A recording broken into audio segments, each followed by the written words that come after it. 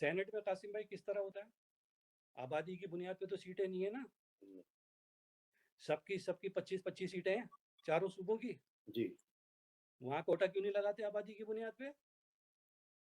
بھائی جب national assembly میں آبادی کی بنیاد پہ بقول جو بھی تم آبادی دکھاتے ہو اس کی بنیاد پہ تم سیٹیں رکھتے ہو، صوبائی اسمبلی میں آبادی کی بنیاد پہ تم سیٹیں رکھتے ہو، تو تم نے سینٹ میں آبادی کی بنیاد پہ سیٹیں کیوں نہیں رکھی؟ وہاں پیرٹی کی بات کیوں کر رہے ہو کہ 25% ہر صوبے کا؟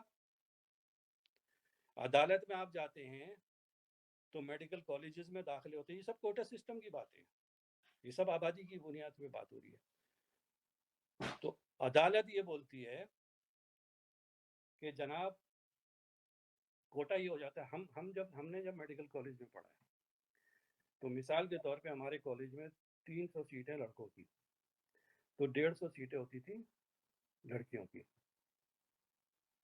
ٹھیک ہے؟ یہ تھا نا، ہمارے دور کی بات ہو رہی ہے جب ہم نے گریجویشن کی ہے، یعنی 300 لڑکے ہیں ڈاؤں میں تو 150 لڑکیاں آتی تھی، 450 کا بیچ تھا۔ تو بعد میں بات یہ ہوئی کہ جناب میرٹ پہ ہونا چاہیے، تو اس میں جو صنف جو ہے جو سیکس کی ڈسکریمنیشن ہے ختم ہو گئی، بوائز اینڈ گرلز صرف میرٹ کی بات ہو گئی۔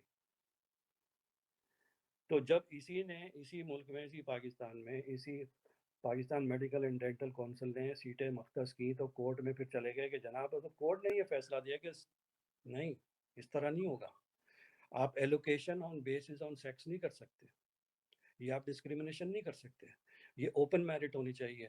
ابے تو جاہل کی اولاد ہو، یہاں تمہیں اوپن میرٹ نظر آ رہی ہے؟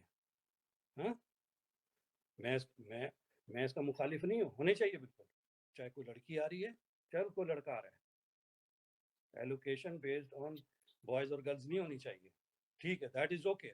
تو وہ امپلیمنٹیشن یا اس کا ریفلیکشن تم دوسری جگہوں پہ بھی تو لگاؤ نا بھائی، پھر وہاں تم کو علاقائی کوٹا لے کے آ جاتے ہو، اور پھر وہاں پر صرف اگر دیہی شہری کی تفریق کرنی ہے تو صرف صوبائی سندھ میں دیہی شہری کی تفریق کیوں ہے؟